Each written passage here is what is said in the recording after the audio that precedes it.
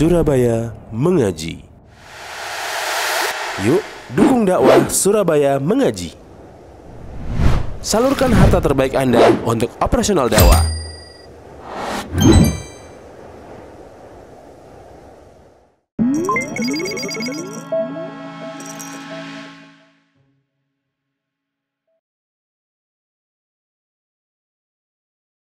Bismillahirrahmanirrahim. Assalamualaikum warahmatullahi wabarakatuh. Alhamdulillah.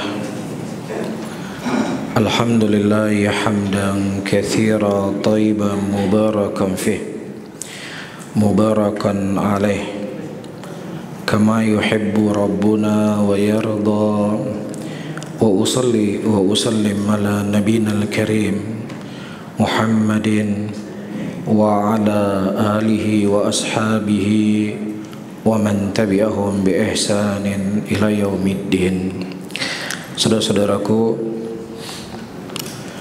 kaum muslimin dan kaum muslimat rahimani wa rahimakumullah, kalau kita kembali ke belakang sebelum datangnya Rasulullah SAW dan sebelum dimulai dakwah, kita akan mendapatkan kondisi orang-orang jahiliyah pada waktu itu dalam kondisi yang sangat terhinakan.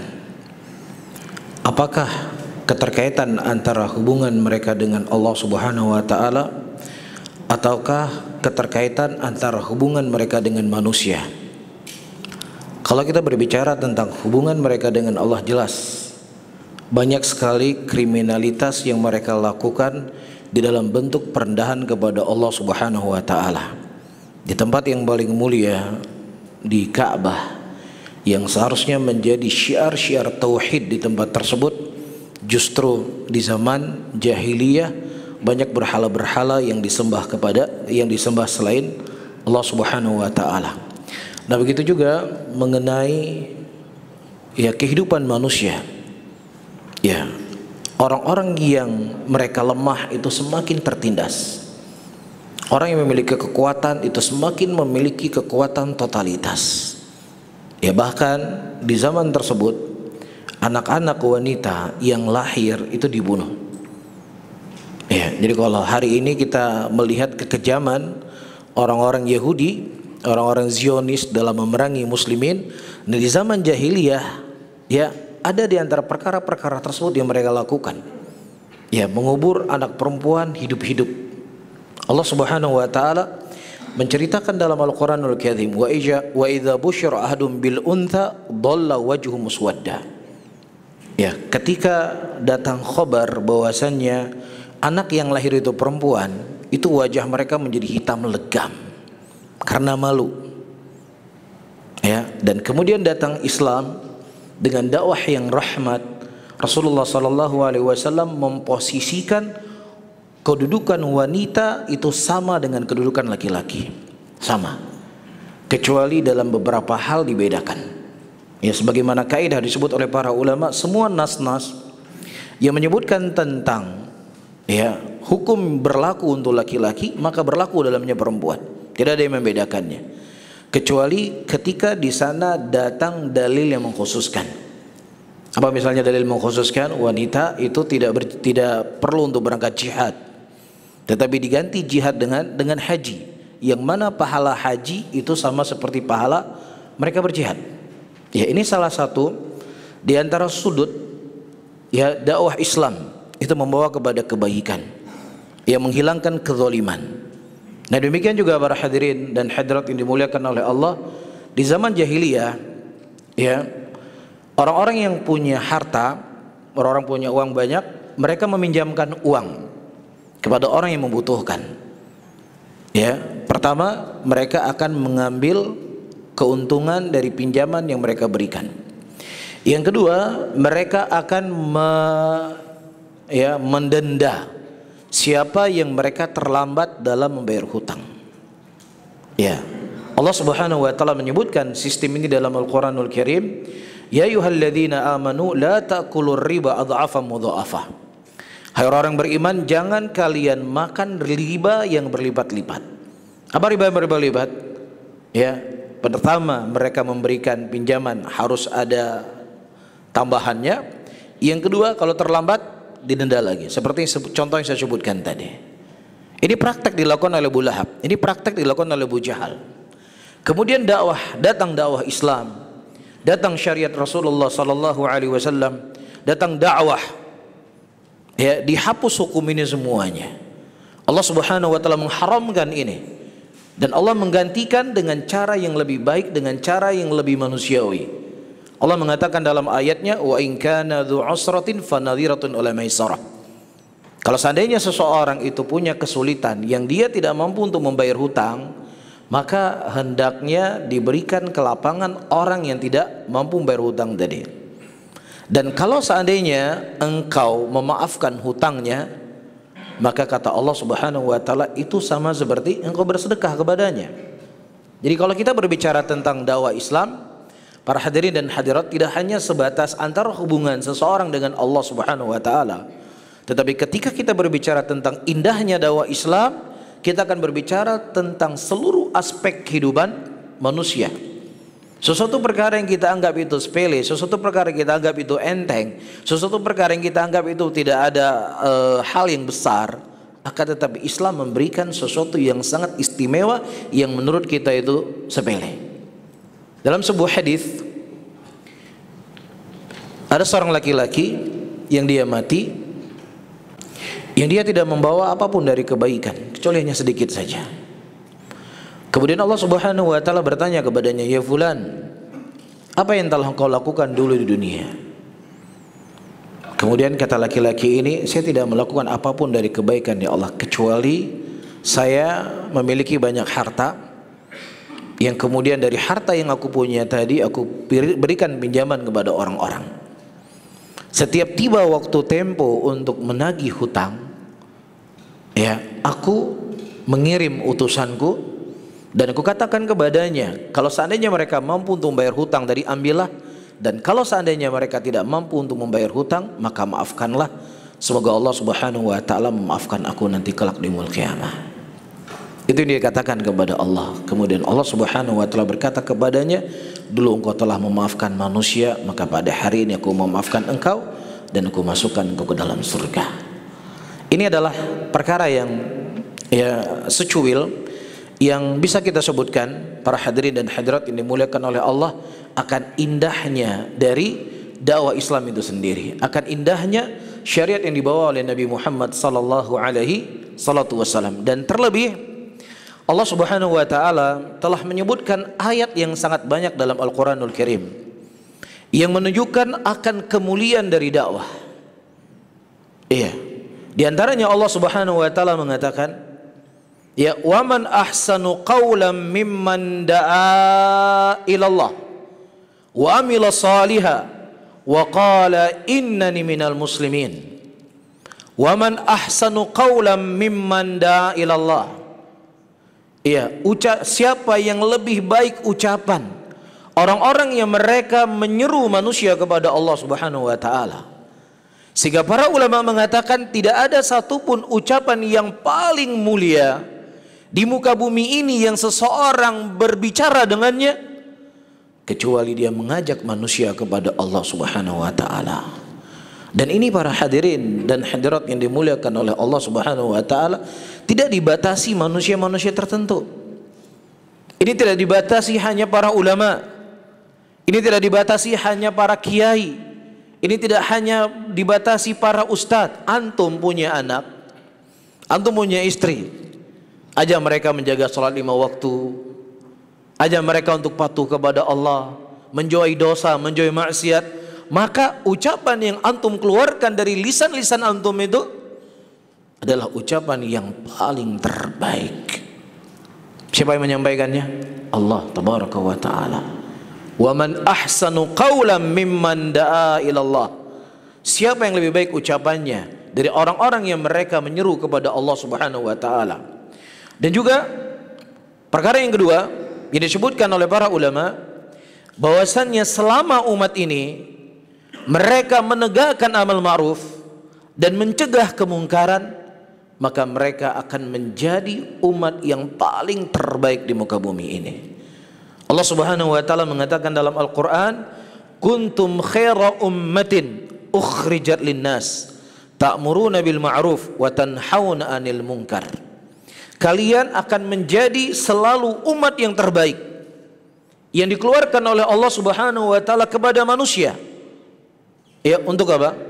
Ta'muruna bil ma'ruf wa tanhauna 'anil munkar. Engkau mengajak manusia kepada perkara yang ma'ruf dan mencegah manusia dari kemungkaran. Wa tu'minuna billah, dan juga dengan engkau beriman kepada Allah Subhanahu wa taala. Dan juga yang ketiga, para hadirin dan hadirat yang dimuliakan oleh Allah, dakwah ini akan menjadi sebab seseorang akan masuk di dalam rahmatnya Allah Subhanahu wa taala. Tidak ada satu pun waktu yang kita lalui dalam kehidupan dunia ini kecuali kita butuh kepada rahmatnya Allah Subhanahu wa taala. Kita butuh kepada kasih sayang Allah Subhanahu wa taala. Kita butuh dari penjagaan Allah. Dan di antara bentuk Allah Subhanahu wa taala akan memberikan rahmat kepada hamba-hambanya ketika hamba-hamba itu menegakkan amal ma'ruf dan mencegah dari kemungkaran. Allah Subhanahu wa taala mengatakan dalam Al-Qur'an, "Wal mu'minuna wal mu'minat ba'duhum awliya'u ba'd, ya'muruna bil ma'ruf wa yanhauna 'anil munkar wa yuqimuna as-salata wa yu'tuna az-zakah wa yuti'una Allah wa rasulah." Allah mengatakan, mukminun dan mukminat, sebagian mereka saling bersaudara antara satu dengan yang lainnya. Yang kemudian di antara sifat orang-orang beriman itu, kata Allah, ya'muruna bil ma'ruf wa yanhauna 'anil munkar. Mengajak kepada perkara yang ma'ruf dan mencegah dari perkara yang mungkar. Dan baru setelahnya Allah Subhanahu wa taala menyebutkan wa yuqimunas shalah wa yu'tunaz zakah. Allah Subhanahu wa taala mengedepankan amal ma'ruf dan mencegah kemungkaran. Baru setelahnya Allah menyebutkan apa? Salat, zakat, dan seterusnya. Karena zakat dan salat ini tidak akan berjalan di muka bumi ini sampai ada orang-orang yang mereka menyeru manusia kepada kebaikan ini. Sampai ada manusia yang mengingkari manusia akan bahayanya ketika mereka meninggalkan salat. Tetapi ketika perkara dakwah tidak dijalankan, amal ma'ruf tidak ditegakkan, maka para hadirin dan hadirat, manusia itu akan jatuh kepada kebalikan dari ma'ruf itu sendiri. Ketika perkara salat jarang disinggung, manusia akan meninggalkan salat. Ketika perkara syirik tidak pernah dibahas, manusia akan terjatuh dalam kesyirikan.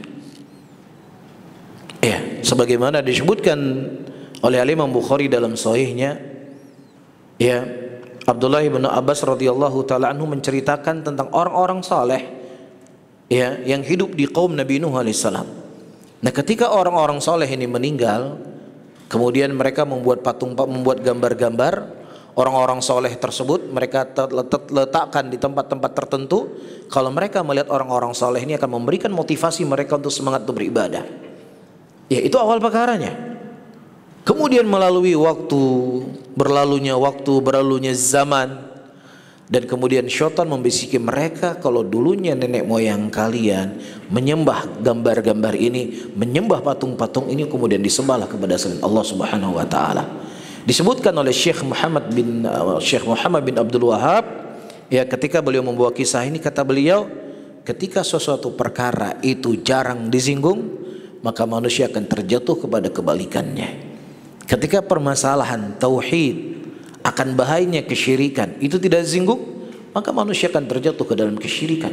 Nah, begitu juga dengan salat tadi, begitu juga dengan puasa tadi, begitu juga dengan zakat tadi. Ya, minimal kepada keluarga kita.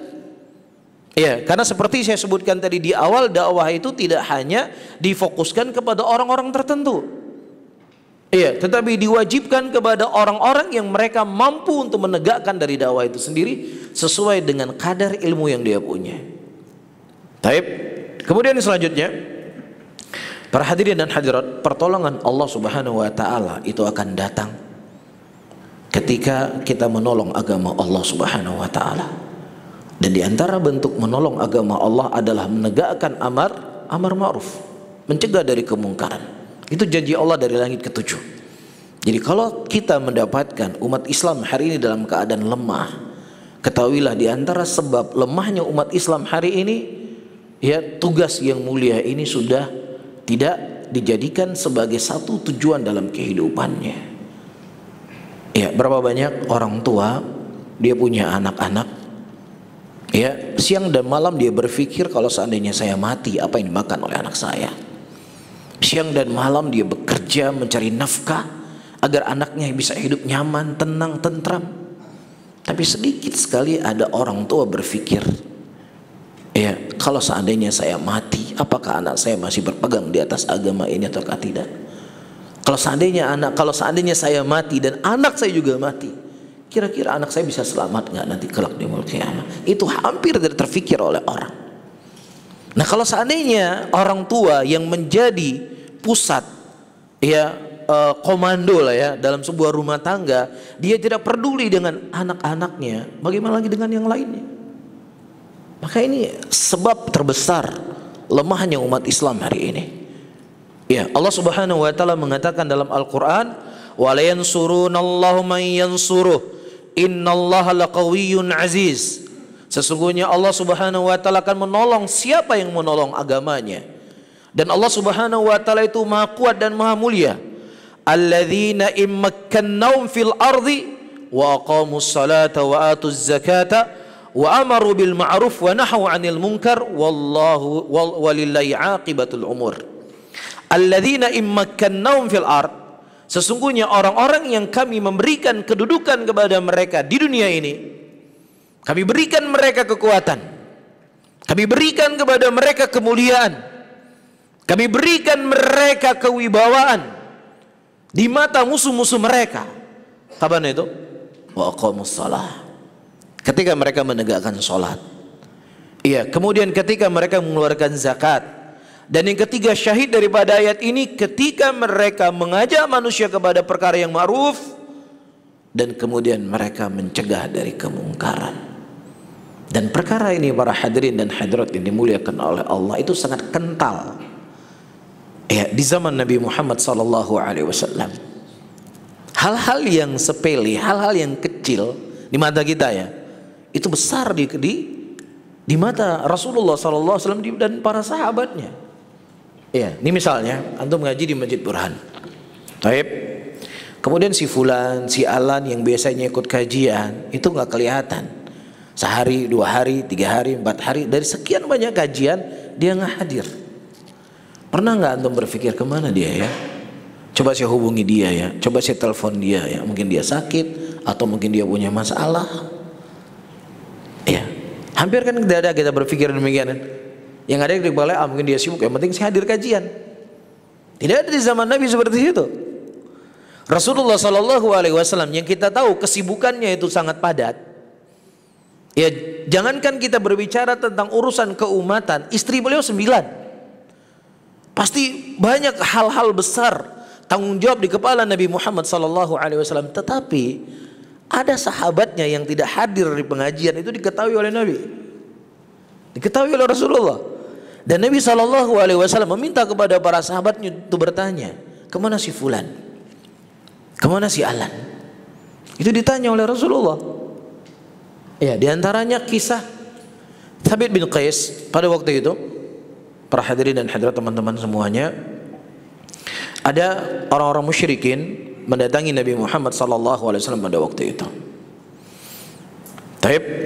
Dan kemudian di sisi Rasulullah SAW ada Thabit bin Qais dan juga ada Hisam bin Thabit pada waktu itu.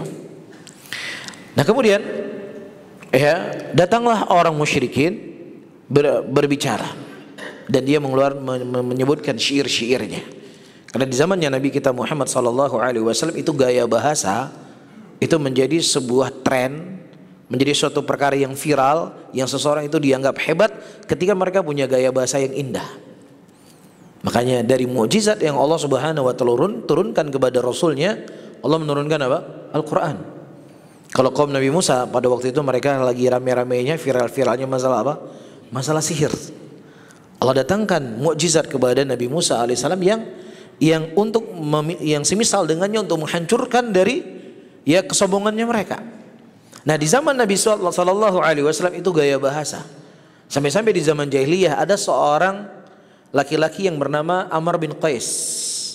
Nah, Amr bin Qais ini dia seorang penyair hebat dan syair-syairnya itu ditempel di Ka'bah. Sampai-sampai disebutkan wanita yang hamil dia bisa meninggalkan suaminya, ya, kemudian nikah dengan siapa? Amr bin Qais. Karena apa? Fasihnya dalam berbicara. Ya, hebatnya dia mengeluarkan kalimat terpana manusia. Ya, karena memang sihir itu kan dibagi dua. Para ulama ketika membahas sihir, ada sihir yang ma'ruf yang itu bentuk kesyirikan, ada sihir yang itu bentuknya menjadi baik dan bisa menjadi jelek. Apa itu? Ucapan Nabi SAW, innal bayana la sihra. Sesungguhnya penjelasan itu adalah sihir. Nah, kalau seandainya seseorang menjelaskan sesuatu yang baik dan kemudian mengarah manusia kepada kebaikan, maka itu kebaikan. Tapi ketika seseorang berbicara dengan kejelekan, dengan kekufuran, dengan kemaksiatan, dia mengajak manusia dengan hebatnya retorikanya dia, maka itu menjadi dosa. Nah, Amr bin Qais ini salah satu dari ya tokoh-tokoh Quraisy pada waktu itu di zaman jahiliyah yang sangat hebat dalam berbicara. Nah, kita kembali kepada kisah yang saya sebutkan tadi. Nah, kemudian datang Thabit bin Qais yang pada waktu itu setelah dia si musyrik ini menyampaikan khutbahnya dan menyampaikan syairnya, kemudian Rasulullah memerintahkan Thabit bin Qais untuk menjawab syairnya mereka dan kemudian menjawab khutbahnya mereka. Nah, setelah mereka mendengar dari dua sahabat Rasulullah ini, syairnya hebat, berbicaranya bagus, kemudian kata mereka, ya, khatibnya engkau lebih hebat dari khatibnya kami, dan syairnya engkau lebih hebat daripada syairnya kami.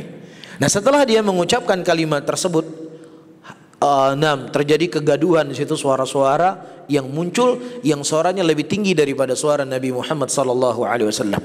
Kemudian Allah Subhanahu wa taala menurunkan ayat ya ayyuhalladzina, Allah mengatakan dalam ayatnya la tarfu aswatukum fawqa sautin nabi. Jangan kau mengangkat suaramu di atas suara Nabi. Iya.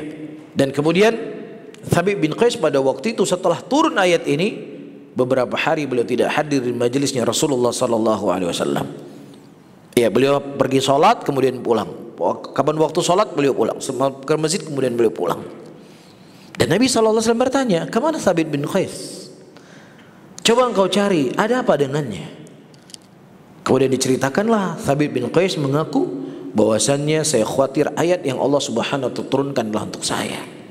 Karena saya yang pada waktu itu mendengar suara di atas suaranya Rasulullah sallallahu alaihi wasallam. Kemudian dilaporkan kepada Nabi Muhammad sallallahu alaihi wasallam dan Nabi berkata ayat itu tidak Allah turunkan kepada Thabit bin Qais, bahkan Thabit bin Qais adalah penghuni surga. Tapi ayat itu diturunkan oleh Allah kepada siapa? Musyrikin yang gaduh pada waktu itu di masjid bersama Nabi Muhammad sallallahu alaihi wasallam. Syahid ingin saya sampaikan, para hadirin dan hadirat, amal ma'ruf nahi mungkar itu sangat kental di zaman itu. Makanya Allah memberikan kekuatan kepada mereka. Sanulqi fi qulubil ladzina kafaru ra'b bima asyraku billah ma lam yunazzil bi sultana. Kami tanamkan rasa takut di hati-hati musyrikin. 1 bulan sebelum mereka bertemu dengan pasukan musyrikin, sebelum mereka bertemu dengan pasukan muslimin, mereka sudah ketakutan. Nah, salah satu perkara yang menguatkan mereka tegaknya perkara yang saya sebutkan tadi. Dan juga hal-hal yang lainnya disebutkan oleh para ulama, para hadirin dan hadirat, dan semuanya itu akan menjadi berpahala. Semuanya itu akan menjadi baik, semua itu akan menjadi mulia ketika seseorang menyampaikan dakwah sesuai dengan aturan dan tuntunan yang diajarkan oleh Nabi Muhammad sallallahu alaihi wasallam. Seseorang tidak boleh dia mengajak manusia kepada perkara ma'ruf yang ma'rufnya menurut dia. Tidak boleh seseorang mencegah sebuah kemungkaran yang kemungkaran itu menurut dia tidak. Allah dan Rasulnya telah menentukan kepada kita dengan ketentuan yang sangat jelas dan sangat gamblang. Mana perkara yang ma'ruf dan mana perkara yang mungkar. Mana perkara yang harus kita ajak manusia kepadanya dan mana perkara yang kita harus mencegah manusia darinya. Allah Subhanahu wa taala mengatakan dalam Al-Qur'an, "Qul hadhihi sabili ad'u ila Allah ala basiratin ana wa man ittaba'ani wa subhanallahi wa ma ana minal musyrikin."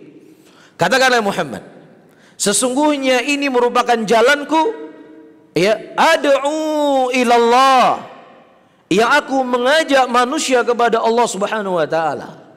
Jadi hal yang kita bahas tadi, tidak ada ucapan yang paling baik, tidak ada ucapan yang paling mulia melebihi daripada ucapan orang-orang yang menyuruh manusia kepada Allah. Maka itu semuanya dikaitkan, ya, jalan yang telah digariskan oleh Nabi Muhammad sallallahu alaihi wasallam.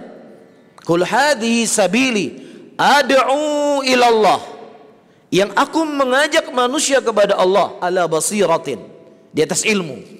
Dan orang-orang yang mereka mengikuti aku dari zaman Nabi Muhammad sallallahu alaihi wasallam sampai akhir zaman nanti, ya, mereka akan berjalan di atas jalan ini, jalannya Rasulullah sallallahu alaihi wasallam.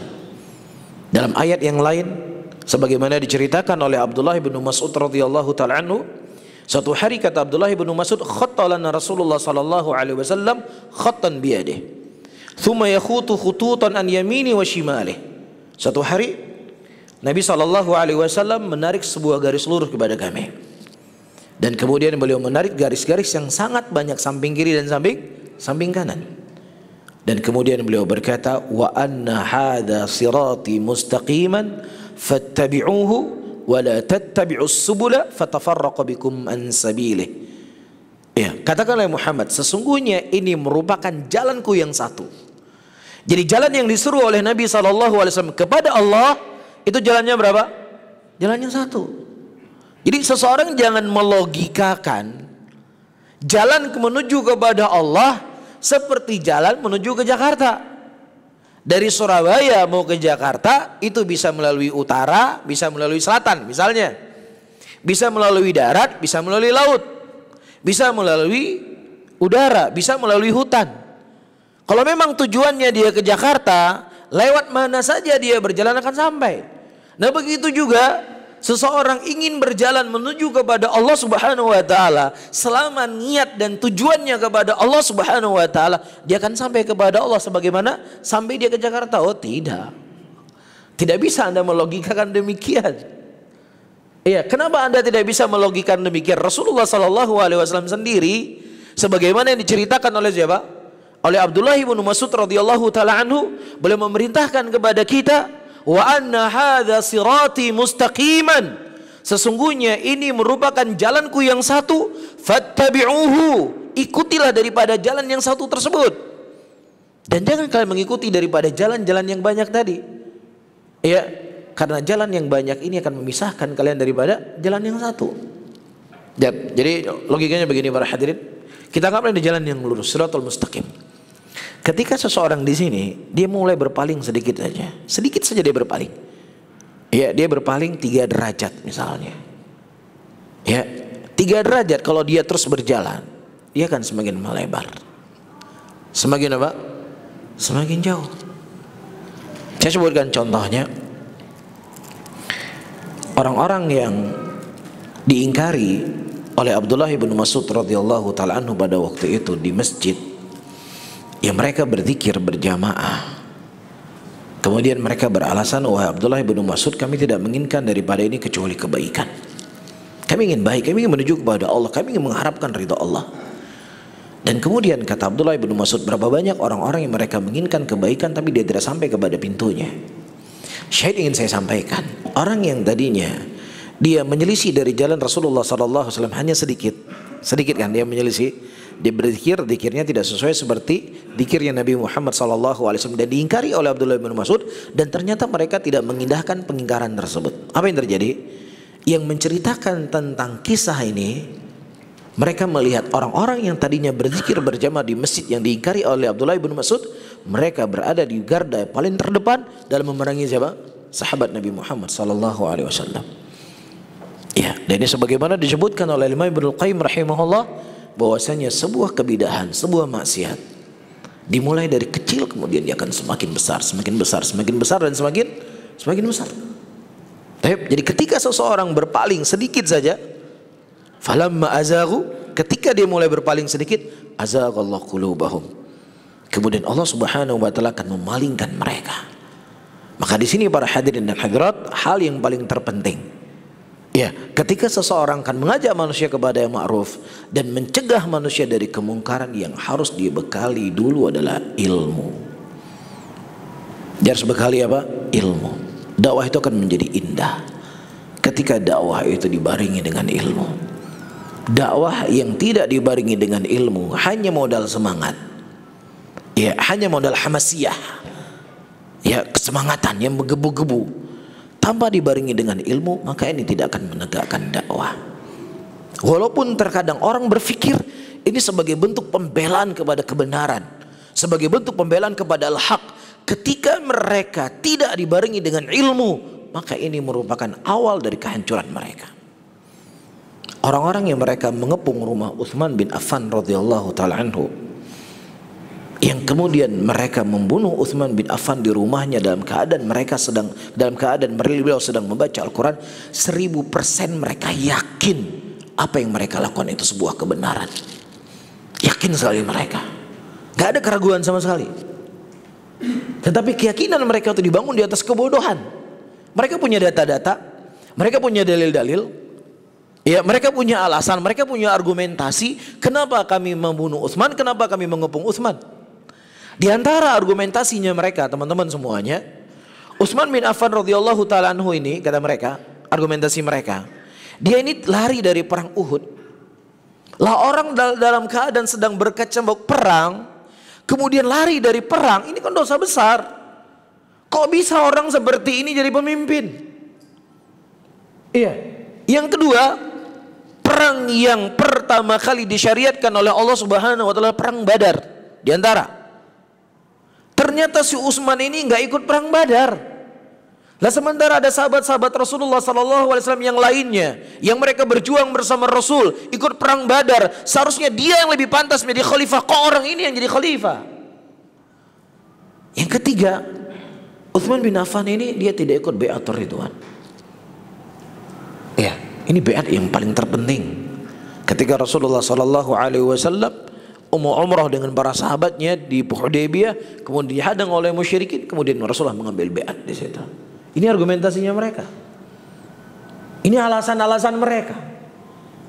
Ya, sehingga dengan itulah mereka ingin menegakkan keadilan, ingin menegakkan kebenaran, dan menghancurkan semua kebatilan. Di antara alasan mereka itu, dan sekian lagi alasan-alasan yang lainnya. Nah, apakah alasan mereka itu hal yang dibenarkan para hadirin? Diceritakan oleh Imam Bukhari rahimahullah dalam sahihnya, Ahlul Fitan ini ya, mereka menjumpai Abdullah bin Umar. Ketika mereka menjumpai Abdullah bin Umar, mereka bertanya, "Wahai Abdullah bin Umar, apakah benar Utsman bin Affan tidak ikut perang Uhud? Lari dari perang Uhud? Apakah benar Utsman bin Affan tidak ikut perang Badar? Dan apakah benar dia tidak ikut bai'atur ridwan?" Kemudian Abdullah bin Umar mengatakan, "Iya, dia lari dari perang Uhud, dia tidak ikut perang Badar, dan juga dia tidak ikut bai'atur ridwan." Setelah mereka mendapatkan penjelasan dari Abdullah bin Umar, mereka berkata, "Allahu Akbar, Allah Maha Besar." Jadi mereka ingin mengatakan kebenaran telah terungkap hari ini. Apa yang kita lakukan, pergerakan yang kita lakukan, perjuangan yang kita lakukan didukung oleh sahabat ini. Itu. Ya, karena mereka yakin sekali apa yang mereka tegakkan itu adalah apa? Jihad. Kemudian kata Abdullah bin Umar, "Ente kemari dulu, saya jelaskan kepada kamu bagaimana duduk permasalahannya." Ya, pertama, di perang Badar, istrinya Utsman bin Affan, beliau adalah putrinya Rasulullah, ya, sakit. Dan Nabi sebagai pemimpin perang dan Rasul pada waktu itu memberikan izin kepada Utsman untuk tidak ikut terlibat dalam peperangan. Dan kemudian beliau akan mendapatkan pahala yang sama seperti orang yang berperang. Nah, mereka mendengar, kisahnya mereka dengar. Ini kisah sama-sama. Ya, faktanya ada, Utsman tidak ikut perang Badar.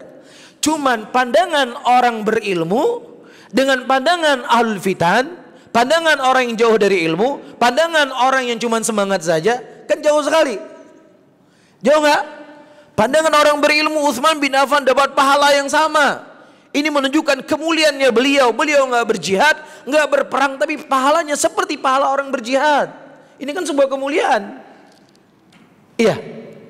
Tetapi mereka jadikan itu sebagai alasan apa? Untuk menghalalkan darahnya Utsman. Jadi bisa saja faktanya sama, ya, dalilnya sama, tapi kesimpulannya yang berbeda. Antara orang yang punya ilmu dengan orang yang punya modal semangat. Hati-hati. Hati-hati mengajak manusia kepada ma'ruf, mencegah kemungkaran tanpa disertai dengan ilmu. Bukan pahala yang kita dapatkan, tapi kehancuran yang akan kita peroleh di dunia dan di akhirat. Kemudian yang kedua, para hadirin yang dimuliakan oleh Allah, kata Abdullah bin Umar, iya, ketika terbunuh Mus'ab bin Umair, dan Mus'ab bin Umair itu wajahnya sangat mirip dengan Nabi Muhammad sallallahu alaihi wasallam, ya, dan tujuan perang Uhud, di antara salah satu tujuan Uhud, ayyuhal ikhwah rahimani wa rahimakumullah, musyrikin hanya ingin membunuh Nabi saja. Itu saja tujuan mereka. Rasulullah terbunuh, udah selesai masalah semuanya.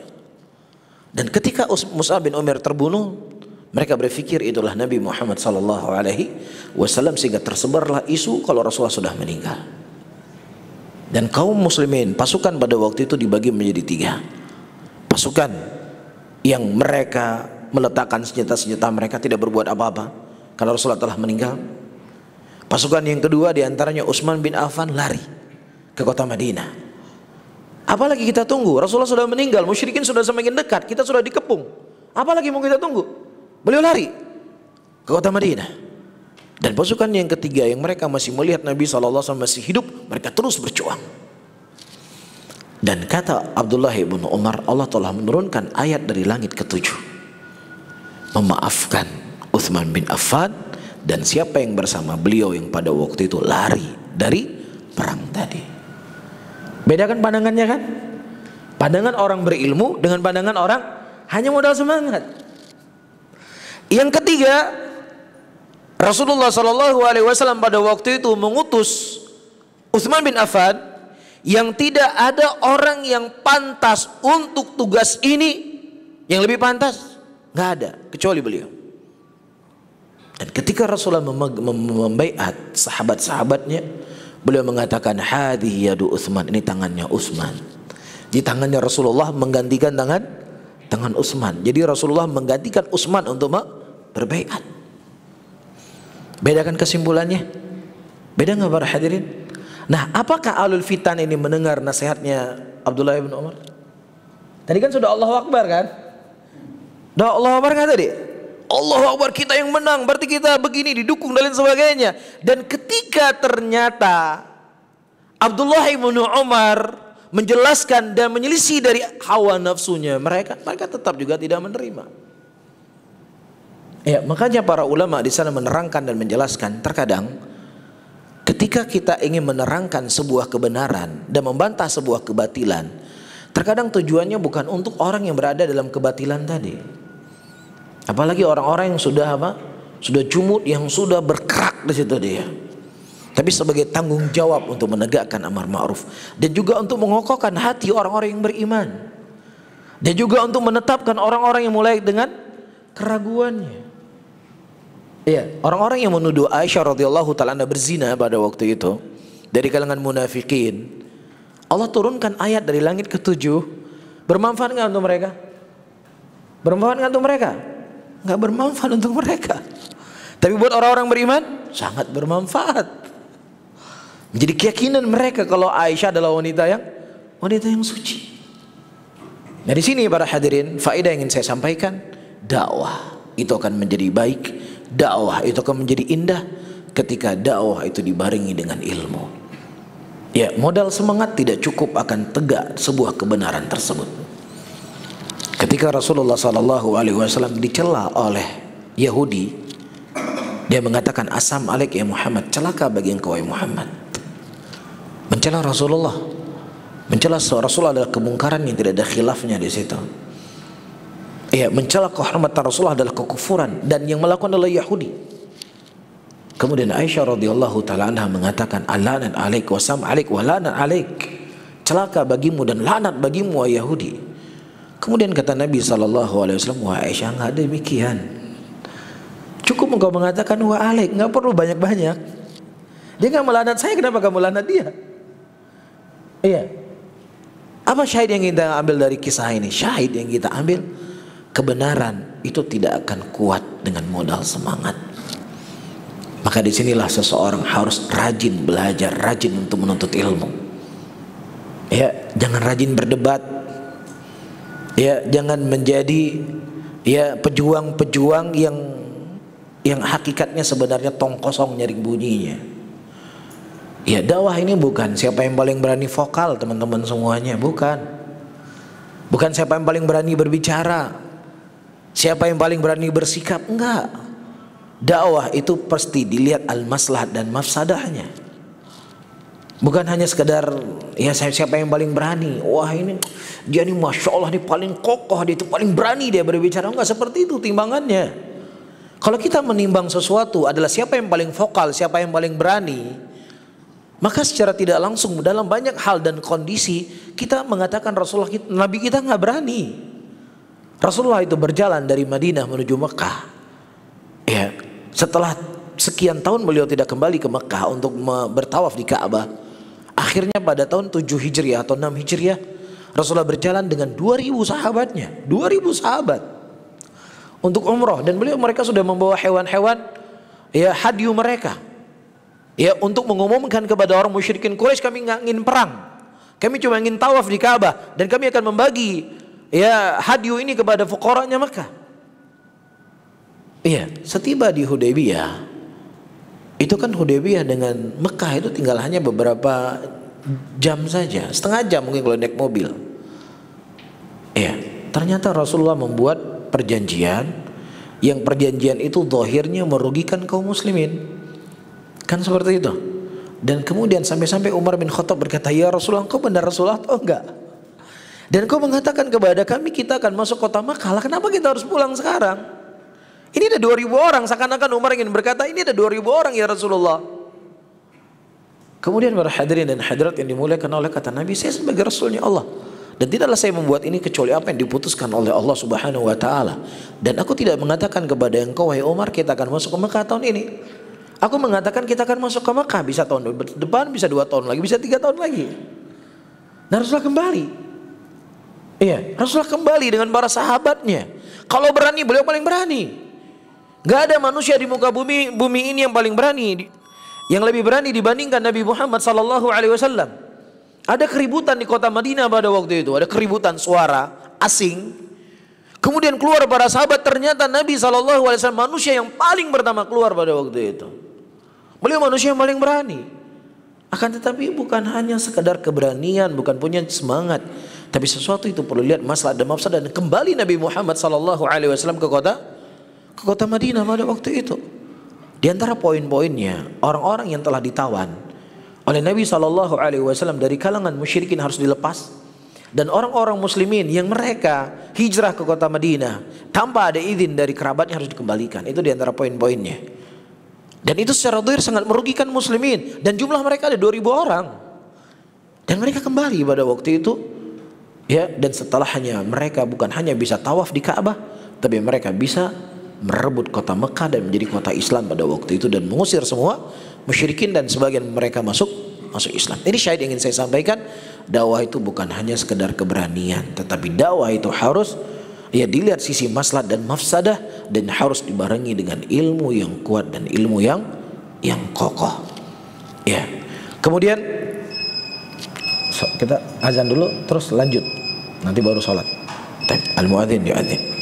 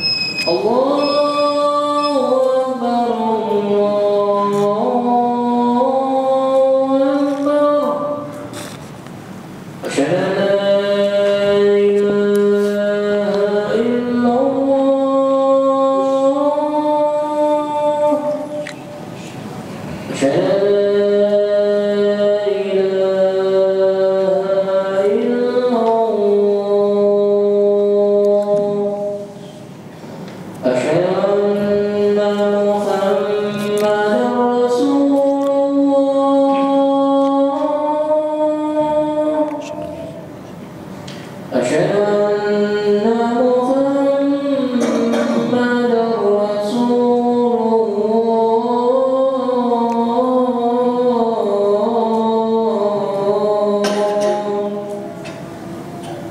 حي على الصلاة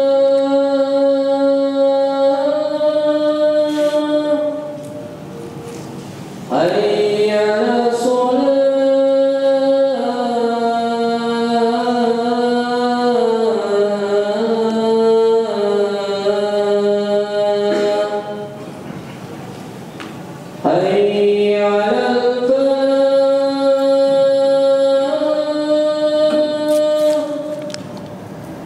حي على الفلاح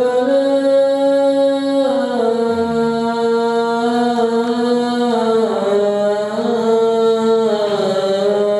على الفلاح الله أكبر الله أكبر لا إله إلا الله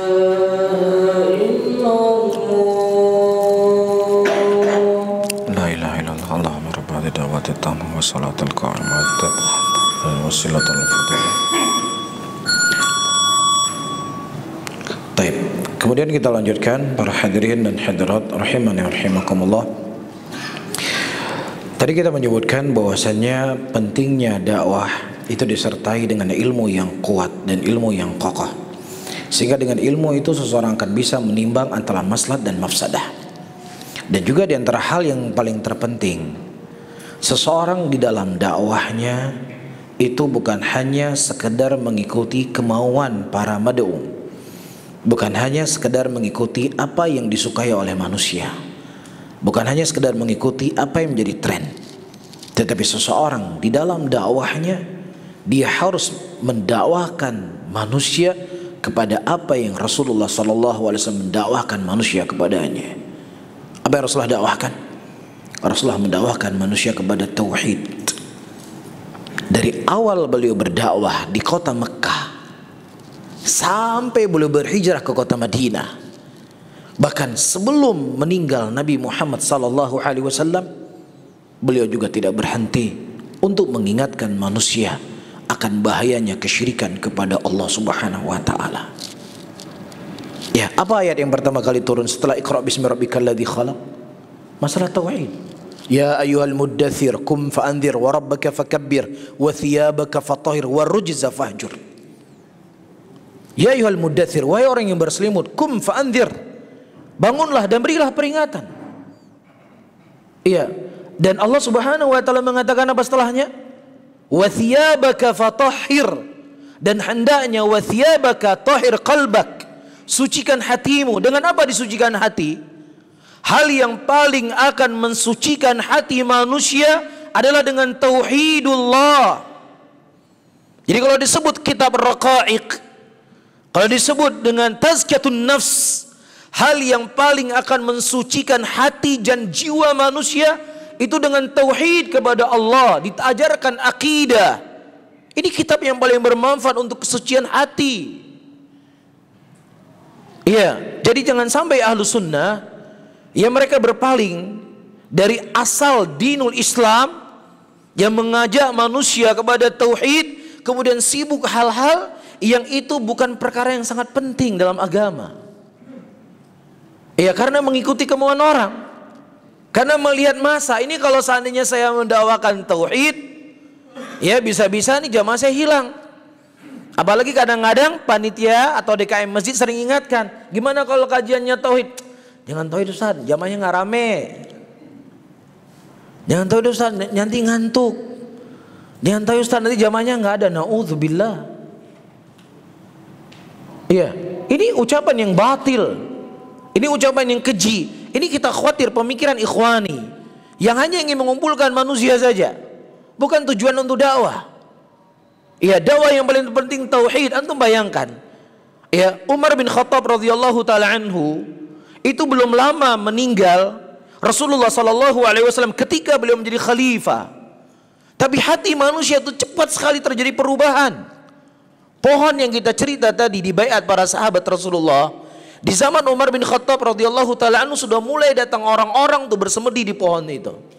Mereka punya keyakinan ini pohon dulu Nabi berdiri di sini. Dulu Nabi membayar para sahabatnya di sini. Ini pohon disebutkan oleh Allah dalam Al-Quran. Pasti ada kelebihan pohon ini dibandingkan dengan pohon-pohon yang lainnya. Mulai mereka. Padahal itu belum jauh daripada zaman kenabian. Iya, dan Umar bin Khattab juga nggak berhenti dalam mendakwakan tauhid. Lah kita hari ini para hadirin dan hadirat yang dimuliakan oleh Allah, apa yang didengar oleh muslimin hari ini? Di TV terkadang mereka mendengar para penceramah mengajak manusia kepada kesyirikan. Di radio mereka terkadang mendengar orang-orang mengajak kepada kekufuran. Di koran terkadang mereka baca jual jimat, jual santet, jual ini, jual itu. Dan belum lagi pada hari-hari tertentu terkadang ada orang-orang mereka rebut-rebutan tai kerbau. Tai kerbau jadi rebutan. Inilah kondisi masyarakat kita. Kemudian kita berhenti untuk mendakwakan tauhid. Kemudian ustaz nggak ada jamaahnya nanti kalau kita ngaji tauhid. Ya nanti jamaahnya sepi, nanti jamaahnya begini dan begitu. Na'udzubillah. Dakwah itu tujuannya adalah supaya kita bisa selamat dari nerakanya Allah. Iya. Dakwah itu tujuannya supaya kita bisa menegakkan syariat Allah, dan syariat Allah yang paling agung dan utama adalah tauhid kepada Allah Rabbul Alamin.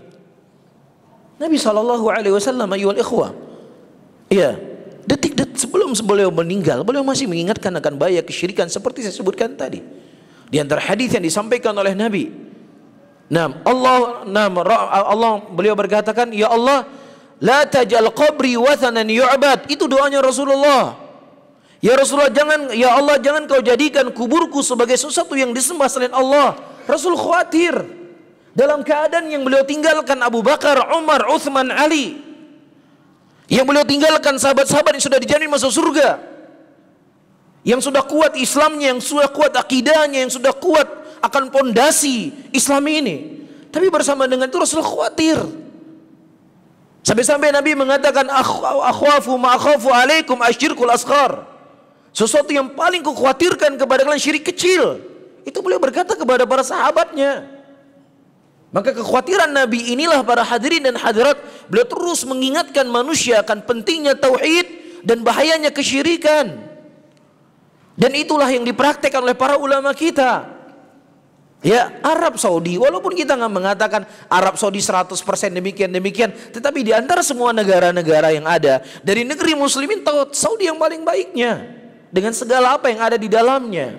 Tapi subhanallah, para ulama di sekolah mereka dengar tauhid, di TV mereka dengar tauhid, di radio penceramahnya ahlu tauhid, khutbah Jumat juga mengajak manusia kepada tauhid.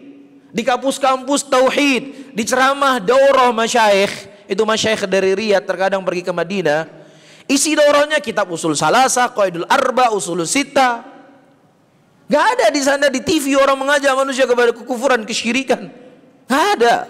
Gak ada di sana para tukang dukun, tukang santet jadi penceramah agama, gak ada. Tapi bersamaan dengan itu tauhid yang mereka bahas.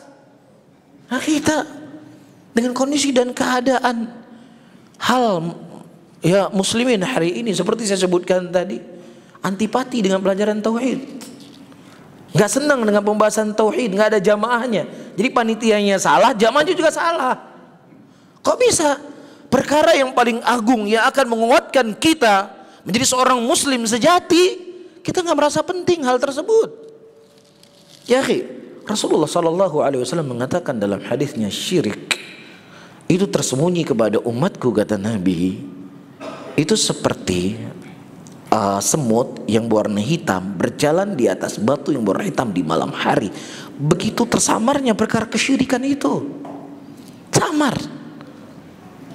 Iya, bahkan ada di antara sahabat Rasulullah pada waktu itu mereka mengatakan, masya Allah wa syi'ta, masya Allah wa syi'ta, ini kehendaknya Allah dan kehendaknya engkau ya Muhammad.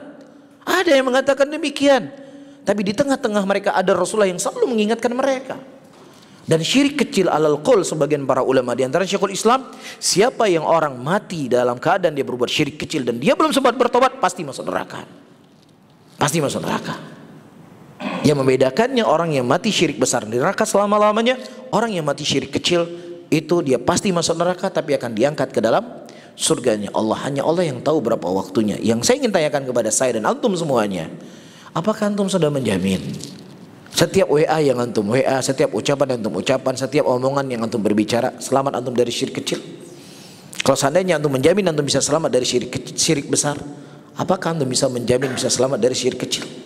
Ada sebagian sahabat nggak bisa membedakan antara Masya Allah wa syi'ta dengan Masya Allah thumma syi'ta. Dan sebagian riwayat menyebutkan wallahu alam sahih ataukah tidak, itu adalah Umar bin Khattab radhiyallahu taala anhu yang mengatakan Masya Allah wa syi'ta. Ini perlu dilihat kembali. Tetapi hadis Masya Allah wa syi'ta itu hadisnya sahih.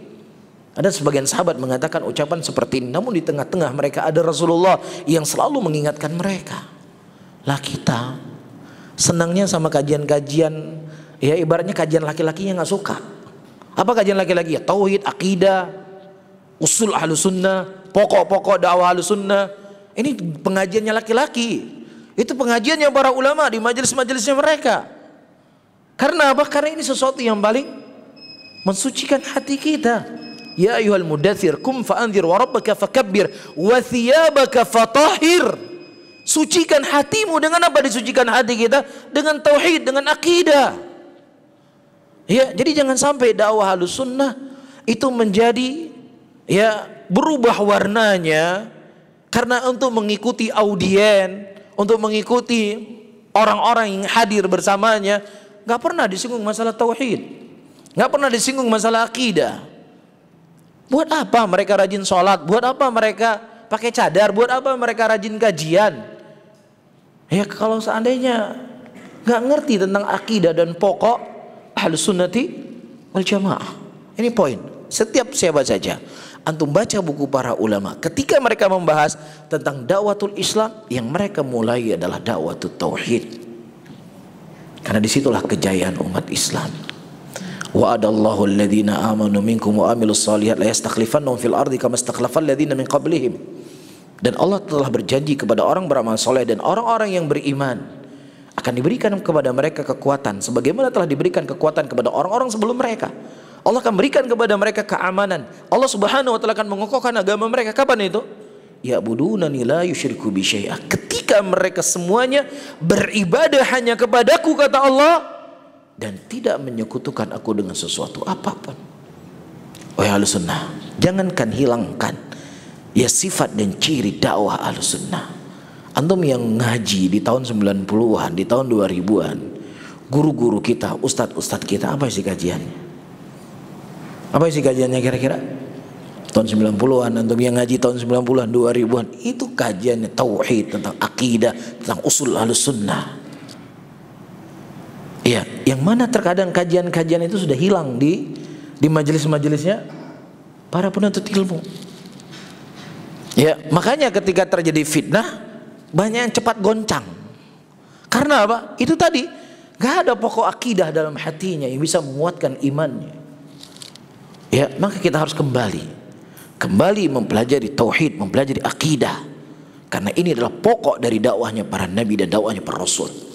Dan para ulama mengatakan tidak akan ada keberkahan sebanyak apapun pengikutnya. Tidak akan ada keberkahan dalam sebuah dakwah ketika dakwah itu tidak disertai dengan tauhid.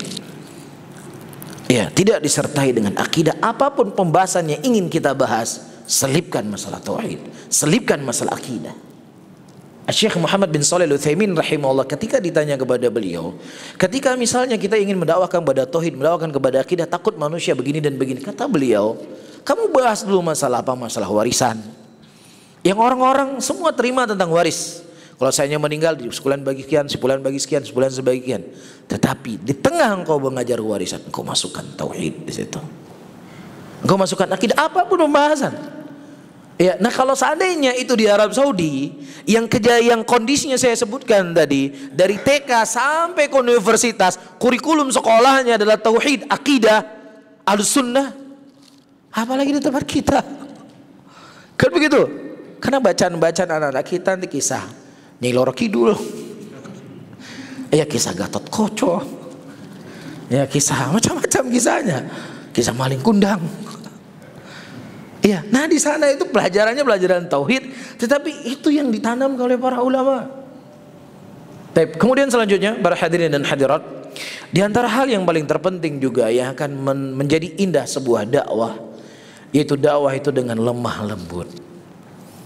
Allah Subhanahu wa taala mengingatkan nabinya Rasulullah sallallahu alaihi wasallam, laki-laki yang wajahnya tampan, menyenangkan untuk dilihat. Ya. Kemudian beliau adalah orang yang paling baik keturunannya di muka bumi ini. Dan beliau adalah orang yang paling dicintai oleh para sahabatnya. Saking cintanya para sahabat kepada Rasulullah sallallahu alaihi wasallam, mereka rebut-rebutan air liurnya Rasulullah. Mereka rebut-rebutan bekas wudunya Nabi Muhammad sallallahu alaihi wasallam. Ya, bahkan pernah suatu hari para hadirin dan hadirat, Thauban radhiyallahu taala anhu satu hari tidak melihat Nabi sallallahu alaihi wasallam. Pembantunya Rasulullah tidak melihat Nabi dari pagi sampai malam hari. Kemudian Rasulullah melihat dia seperti orang yang sakit. Rasulullah bertanya, "Kenapa engkau Thauban? Apa engkau sakit ya Thauban?" Kemudian kata Rasulullah, "Tidak Rasulullah, aku tidak sakit ya Rasulullah, tapi aku rindu dengan engkau ya Rasulullah.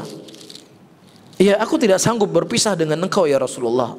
Sehari aku tidak melihat engkau, aku tidak sanggup ya Rasulullah. Yang paling kukhawatirkan lagi ya Rasulullah, ya di dunia sesaat aku tidak melihat engkau, aku merasa gelisah. Bagaimana lagi kalau seandainya engkau meninggal ya Rasulullah, dan kemudian di kiamat kalau seandainya Allah menakdirkan saya masuk surga, engkau pasti akan berada di tempat yang paling tertinggi, dan sementara aku berada di tempat yang paling terendah. Dan kalau seandainya aku tidak masuk dalam surga, maka aku tidak akan pernah melihat engkau ya Rasulullah, dan itu sangat berat buat saya ya Rasulullah." Kemudian Allah menurunkan ayat dalam Al-Quran, barang siapa yang seseorang taat kepada Allah dan Rasulnya, maka Allah akan gabungkan mereka bersama dengan para nabi, para siddiqin, para syuhada, dan para rasulin. Dia baru menenangkan hati siapa? Thauban. Segini cintanya para sahabat kepada Nabi, tetapi bersamaan dengan itu Allah mengatakan apa? Fabima rahmatim minallahi lintalahum walau kunta faddal ghalidal qalbi lam faddu min haulik fa'fu anhum wastaghfir lahum wasyawwirhum fil amr. Daripada rahmatnya Allah Subhanahu wa taala kepada engkau ya Muhammad, Allah Subhanahu wa taala memberikan kelembutan kepada engkau. Kalau seandainya engkau bersikap keras, engkau bersikap kaku, maka niscaya manusia akan lari dari engkau. Perhatikan baik-baik. Rasulullah wajahnya itu menyenangkan, tampan, nasabnya yang paling terbaik seperti saya sebutkan tadi. Para sahabat cintanya mereka kepada beliau sangat luar biasa. Tetapi kata Allah, kalau seandainya engkau bersikap keras, mereka akan lari darimu.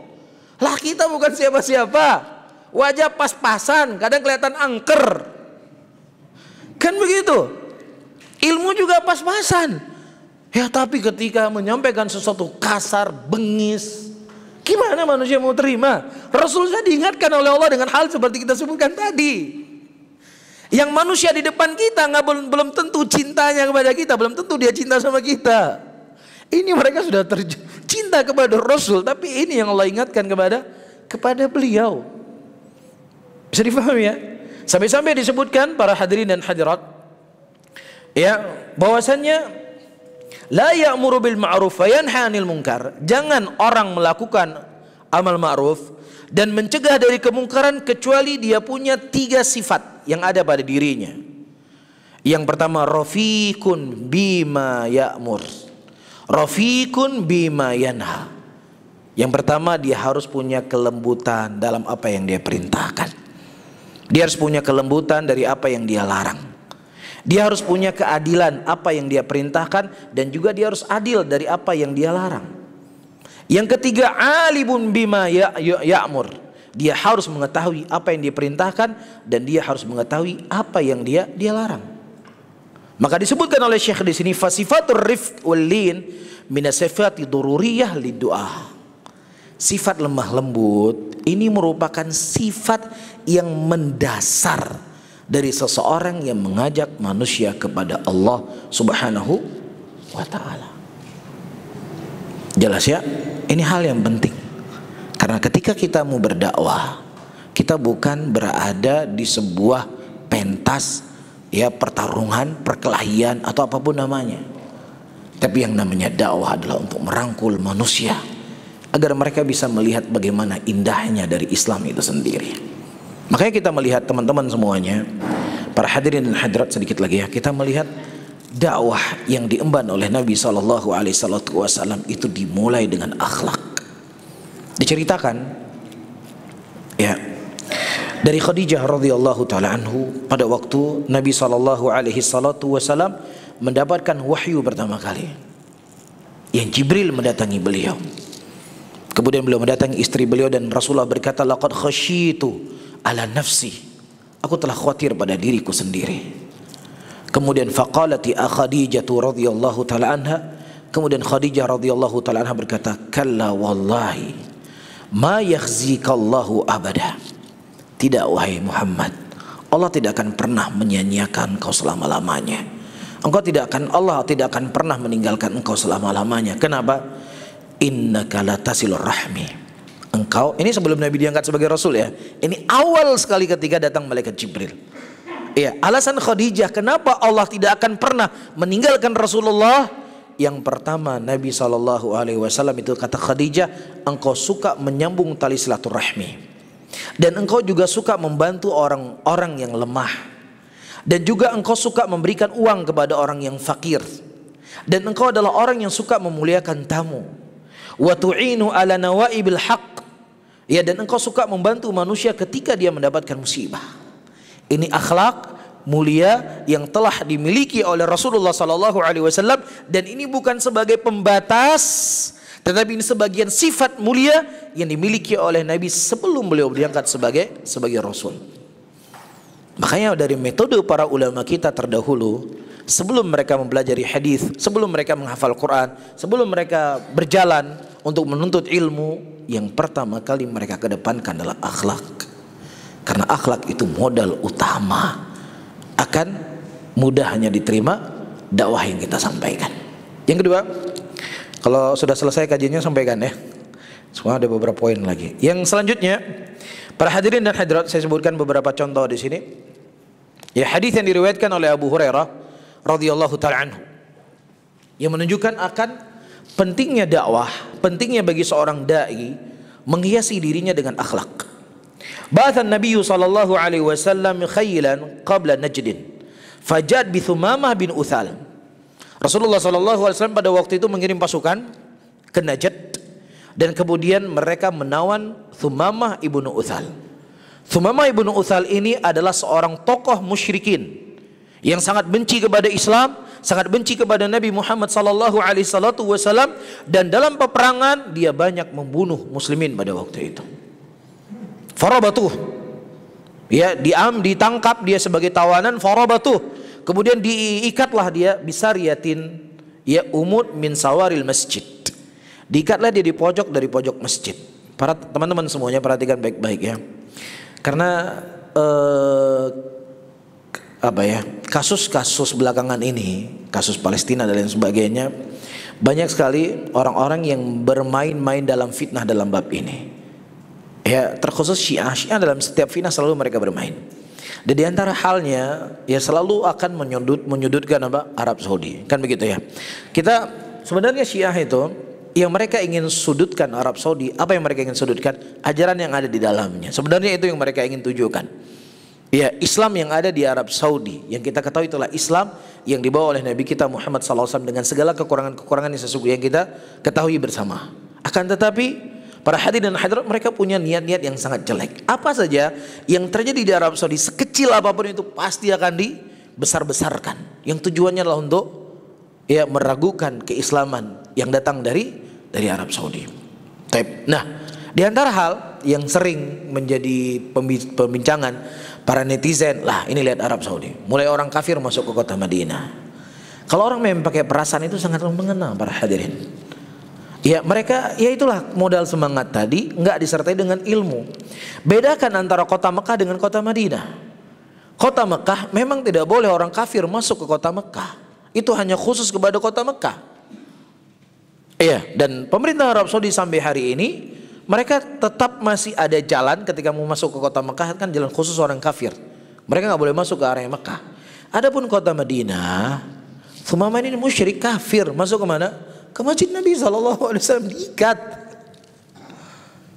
Kafir nggak Thumamah? Kafir. Diikat di masjid Rasulullah SAW di Raudhah. Iya, dan hadis-hadis yang lain yang sangat banyak. Jadi nggak ada masalah orang kafir masuk ke kota Madinah, yang nggak boleh masuk ke kota Makkah. Mudah-mudahan dengan dia masuk ke kota Madinah, melihat ketenangan kota Madinah, melihat masjid Rasulullah SAW, mudah-mudahan mereka bisa mendapatkan apa? Mendapatkan hidayah. Sebagaimana kisah Thumamah di sini. Tapi perhatikan baik-baik. Ini kisah mungkin sebagian antum sudah mendengar, dan kisah ini yang luar biasa. Kemudian fakharaja ilaihi Nabi sallallahu alaihi wasallam faqala ma indak ya Thumamah. Dan kemudian Nabi sallallahu alaihi wasallam keluar kepadanya dan berkata, apa yang kau dapatkan wahai Thumamah? Qala indi khairun ya Muhammad. Saya ini baik ya Muhammad. In taqtulni nam taqtul dha dammin. Kalau engkau membunuhku, maka engkau membunuh aku akan terbunuh. Maksudnya aku manusia yang punya darah. Kalau engkau bunuh aku akan mati. Tapi kalau seandainya engkau memberikan nikmat kepadaku, maksudnya engkau ingin melepaskan aku dan engkau menginginkan harta dariku, maka aku berikan harta itu kepada engkau. Tapi kemudian Nabi SAW pergi dan tidak menjawab apa-apa. Keesokan harinya Rasulullah SAW kembali berkata, ma indak ya Thumamah. Apa yang ada pada diri engkau wahai Thumamah? Dan Thumamah mengulangi kembali apa yang kita sebutkan tadi. Kalau engkau ingin membunuhku wahai Muhammad, aku orang yang punya darah, aku akan mati. Tapi kalau seandainya engkau yang menginginkan sesuatu harta dariku, aku akan berikan apapun yang engkau inginkan. Dan Nabi SAW tidak menjawab pada waktu itu, dan kemudian beliau pergi pada hari yang ketiga. Kemudian pada hari yang ketiga, ayyuhal ikhwah rahimani wa rahimakumullah, Thumamah dilepas oleh Nabi SAW. Kemudian beliau mandi di sebuah sumur yang dekat dengan masjid, dan kemudian beliau masuk masjid. Setelah beliau masuk masjid, beliau berkata, asyhadu an la ilaha illallah wa asyhadu anna Muhammad Rasulullah. Ya, beliau diikat di masjid itu bukan dijamu layaknya seorang pembesar, enggak diikat. Ya, tetapi Thumamah melihat akhlaknya Nabi Muhammad SAW, melihat akhlaknya para sahabat. Rasulullah belum mendakwahkan beliau kepada Islam secara teori, tapi Rasulullah menampakkan inilah umat Islam, inilah akhlak orang Islam. Ya, dia mengucapkan asyhadu an la ilaha illallah wa asyhadu anna Muhammad Rasulullah. Kemudian beliau berkata, ya Muhammad, wallahi ma kana alal ardi wajhun abghadu ilayya min wajhik. Demi Allah wahai Muhammad, tidak ada satupun wajah yang paling aku benci di muka bumi ini melebihi daripada wajahnya engkau. Faqad asbaha wajhuka ahabbul wujuh ilayya. Tapi hari ini wajah engkau adalah wajah yang paling aku cintai ya Muhammad. Tidak ada agama yang paling ku benci di muka bumi ini melebihi daripada agamamu. Tapi hari ini wahai Muhammad, agama Islam adalah agama yang paling aku cintai. Dan tidak ada negeri yang paling ku benci melebihi dari kota Madinah ini. Tapi hari ini negeri inilah negeri yang paling aku cintai. Subhanallah. Akhlak, ya, menjadi modal yang besar, ya, menjadi sebab hidayah. Dan berapa banyak orang-orang yang terkadang ikut kajian dengan kita, ikut komunitas kita, bukannya dia malah tambah semangat untuk belajar, malah lari. Karena apa? Karena apa yang kita pelajari kita tidak mengaplikasikan dalam kehidupan kita dari akhlak Islam itu sendiri. Kemudian kisah yang ketiga, para hadirin dan hadirat yang dimuliakan oleh Allah Subhanahu wa taala, Adi bin Hatim adalah seorang tokoh Nasrani pada waktu itu. Diceritakan, ya, rahaltu ila Rasulillah sallallahu alaihi wasallam fil Madinah. Aku pada waktu itu ingin mengunjungi Muhammad sallallahu alaihi wasallam, fadakhaltu alaihi wa fi masjidihi fasalamtu alaihi. Dan kemudian setelah aku tiba di kota Madinah, aku masuk dalam masjidnya beliau. Dia kafir, Nasrani. Masuk di masjid Nabi. Di mana masjid Nabi? Di kota Madinah. Ini juga di antara dalil menunjukkan bahwasanya orang kafir, musyrik boleh masuk ke kota Madinah dan boleh masuk ke Masjid Nabawi. Cuman ya qadarullah ma syafa'al, kita netizen Indonesia ini semangatnya itu lebih tinggi daripada ilmunya. Jadi kalau nambahin foto orang kafir masuk ke kota Madinah, wah memang pula, naudzubillah, dia mencela celaan-celaan yang naudzubillah celaan tersebut, yang semuanya itu akan menjadi hutang dia nanti kelak di yaumul qiyamah, akan ditagih di depan Allah Subhanahu wa taala. Iya dan billah. Ini menunjukkan bahwasanya kebodohan itu sangat mematikan. dan ilmu itu akan menjadi sumber sebuah kehidupan. Baik. Nah kemudian para hadirin dan hadirat, fasalamtu alaihi faqala manir rajul. Ketika Adi bin Hatim menyampaikan salam kepada Rasulullah kebiasaan beliau selalu bertanya nama orang. Manir rajul? Faqultu Adi bin Hatim. Faqama Rasulullah sallallahu alaihi wasallam fantalaqa bi ila baitihi. Kemudian Nabi sallallahu alaihi wasallam berdiri dan kemudian mengajakku ke rumahnya. Fa wallahi innahu la amidun bi ilaih. Demi Allah aku condong kepadanya. Kenapa? Aku begitu tertarik dengannya. Aku begitu terinspirasi dengan Muhammad ini. Dalam keadaan ini Nasrani. Kenapa?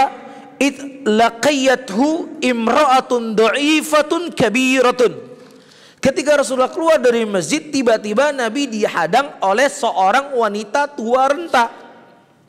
Berdiri Nabi ngobrol dengan wanita tua renta tadi, waktunya lama. Kata Adi bin Hatim, ini bukan raja ini. Kok bisa?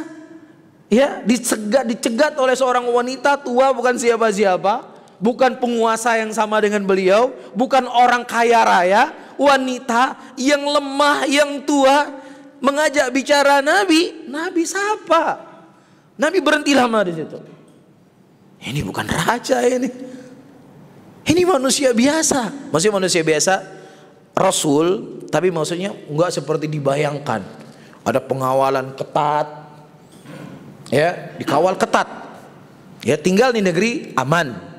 Ya, pengawalnya kadang lebih ketat dari presiden. Ya, itu nggak bisa ring 1, ring 2, ring 3, ring 4. Sulit itu menerobosnya, sulit mengajak bicara. Ya, mungkin orang-orang tertentu baru bisa bicara. Ya, kalau orang-orang biasa, mohon maaf, nggak ada waktu ini kita berbicaranya. Ini Nabi SAW, nenek tua, menjadi sebab apa? Adi bin Hatim begitu terkesima dengan Rasulullah SAW. Kemudian setelah beliau masuk ke rumah Rasulullah SAW, tiba-tiba Rasulullah punya bantal yang sudah sangat tua pada waktu itu, dan kemudian bantal itu diberikan kepada Adi bin Hatim. Ya Adi, duduk engkau di bantal ini. Enggak, engkau yang duduk ya Muhammad, engkau yang duduk.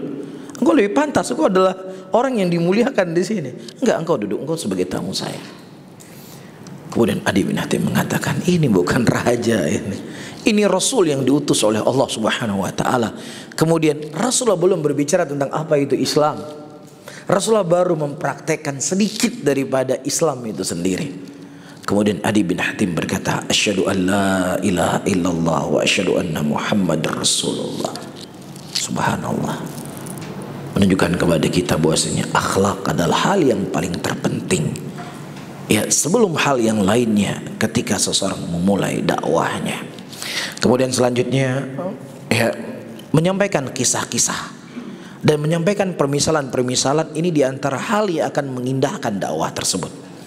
Apakah antum menasihati anak antum, ataukah dalam sebuah ceramah atau apapun namanya. Karena ini merupakan thariqatul Quran. Al-Quran itu dalamnya ada ahkam, perintah, larangan. Dalam Al-Quran di dalamnya juga ada kisah.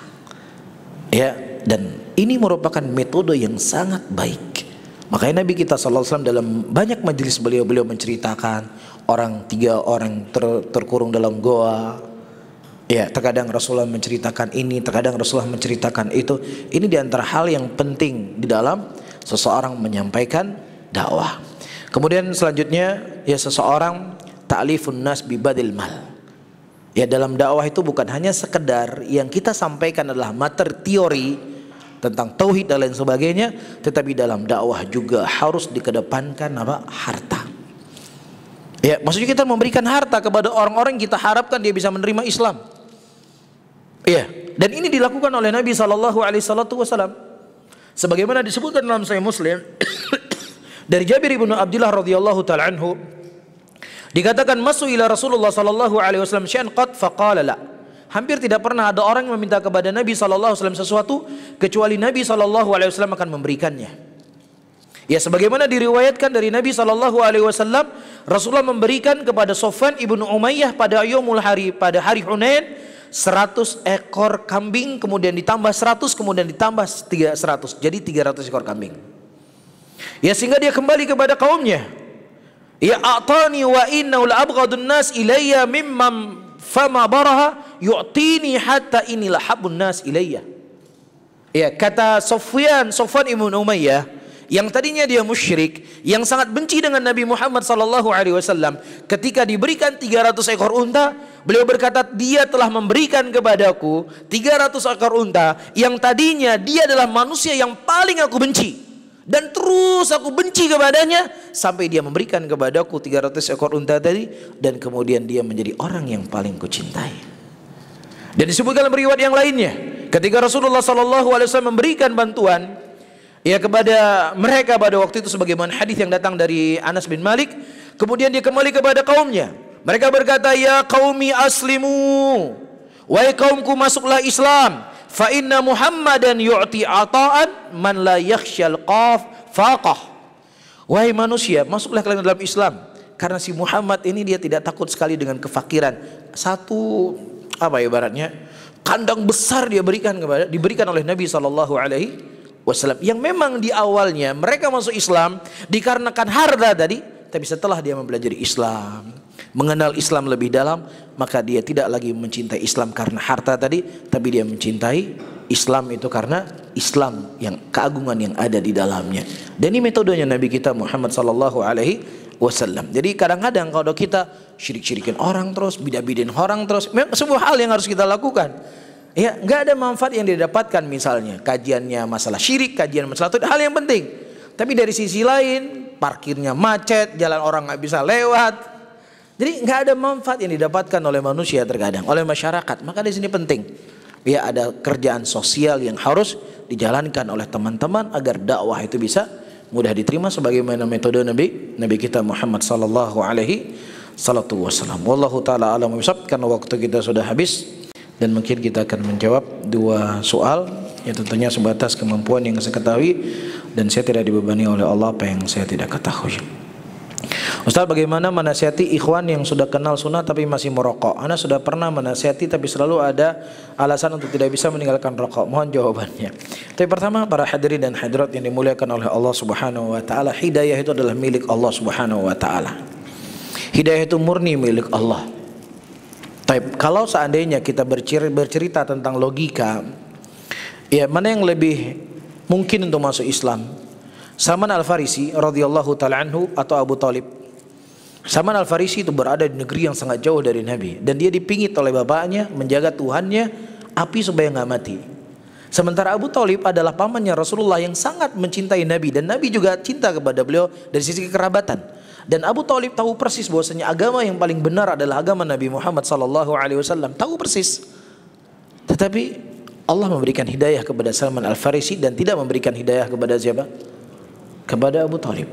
Ya, ini menunjukkan kepada kita hidayah itu milik Allah. Tugas kita apa? Tugas kita hanya sekedar menyampaikan. Tugas kita hanya sekedar menasihati. Saya dan antum semuanya nggak lebih fasih dalam berbicara dibandingkan Nabi Nuh alaihissalam. Nabi Nuh alaihissalam berdakwah 900 tahun lebih, anaknya nggak masuk Islam. Ya, Nabi SAW berdakwah dengan akhlak yang mulia, pamannya juga nggak bisa masuk Islam. Abdullah bin Abbas mendatangi orang-orang Khawarij, sebagian kecil mereka masuk Islam, sebagian kecil mereka itu bertobat, dan sebagian besar mereka tetap dengan fitnahnya. Tapi ini menunjukkan kepada kita manusia cuma sekedar menasehati. Ya, dan di sana ada satu ucapan yang sangat indah, ayyuhal ikhwah rahimani wa rahimakumullah.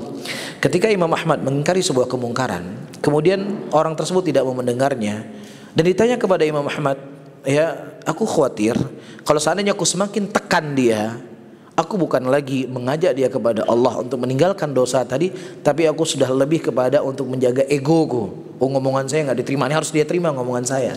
Jadi lebih kepada pribadinya. Jadi hati-hati, kita cuma sekedar menasihati, mengingatkan, ya tidak lebih dari itu. Tapi sambil kita berdoa kepada Allah Subhanahu wa taala agar Allah memberikan hidayah kepadanya. Namun perlu kita ketahui, Allah Subhanahu wa taala ketika menyebutkan tentang wali-walinya, wali-wali Allah itu ada 3. Ada yang fastabiqul khairat, berlomba-lomba dalam kebajikan. Ada yang muqtasidun, dia berada di tengah-tengah. Iya, dia melakukan kewajiban, dia menjauhi dosa, tapi dia nggak banyak amalan-amalan sunnahnya. Ada orang zalimun li nafsih, dia melakukan kebajikan, melakukan kewajiban, tapi juga dia berbuat dosa. Jelas ya? Nah, wallahu taala alam bisawab. Dengan kaidah yang kita sebutkan tadi, harus adil dalam kita mengajak manusia kepada yang ma'ruf dan juga harus adil dalam mencegah manusia dari kemungkaran. Jadi jangan kita melihat saudara kita itu seakan seperti Fir'aun sudah.